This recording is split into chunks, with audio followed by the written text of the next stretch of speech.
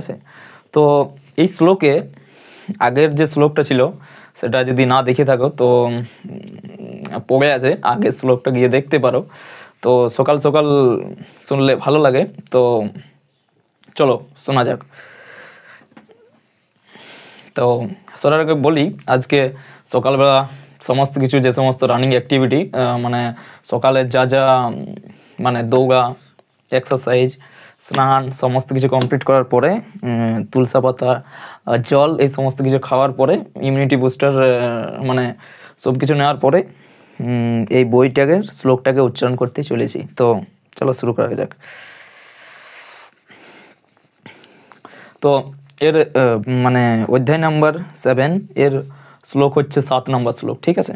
তো শ্লোকে বলেছে মানে মত্ত পরত্তরং নত্য কিঞ্চিদস্তি ধনঞ্জয় মই সর্বমিদং প্রত্যং সূত্রে মণিগণা ইব। ঠিক আছে, মানে পৈত্রং সূত্রে মণিগণা ইব। হ্যাঁ, এর মানে হচ্ছে, হে ধনঞ্জয়, আমার থেকে কেউ মানে আমার থেকে শ্রেষ্ঠ আর কেউ নেই। সূত্রে যেমন আমি মণিসমূহ গাঁথা থাকে, তেমনি সমস্ত বিশ্বেই আমাতে ওত পেতে অবস্থান করে। তো তো এরকম বলছে। তো আমি এটাকে আবার একবার উচ্চারণ করতে চলেছি, শোনো।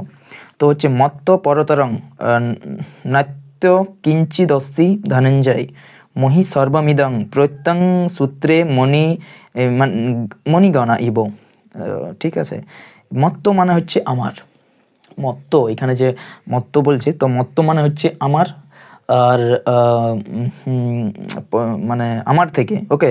পরতরম মানে হচ্ছে শ্রেষ্ঠ, ন মানে হচ্ছে না, নাত মানে হচ্ছে অন্য, কিঞ্চিত মানে হচ্ছে কিছু, অস্তি মানে হচ্ছে আছে, ধনঞ্জয় মানে হচ্ছে হে ধনঞ্জয়, মই মানে হচ্ছে আমাতে, সর্বম মানে হচ্ছে সব কিছু, ইদম মানে হচ্ছে এই, পত্র মানে হচ্ছে গাথা, সূত্রে মানে সূত্রে, মণি গাথা মানে হচ্ছে মণিসমূহ, ইব মানে হচ্ছে মতো। ঠিক আছে, তো সেটাই বলছে মানে হে ধনঞ্জয়, আমার থেকে শ্রেষ্ঠ আর কেউ নেই। সূত্রে যেমন মণিসমূহ গাথা থাকে, তেমনি সমস্ত বিশ্বই আমাতে ওত পেতে অবস্থান করে। তো এটা হচ্ছে আজকে ভাগবত গীতা অধ্যায় 7 শ্লোক 7, মানে অধ্যায় 7 শ্লোক 7। তো ভাগবত গীতার উচ্চারণ মানে পড়ার পরে একটা জিনিস যেটা আমি লক্ষ্য করেছি, মানে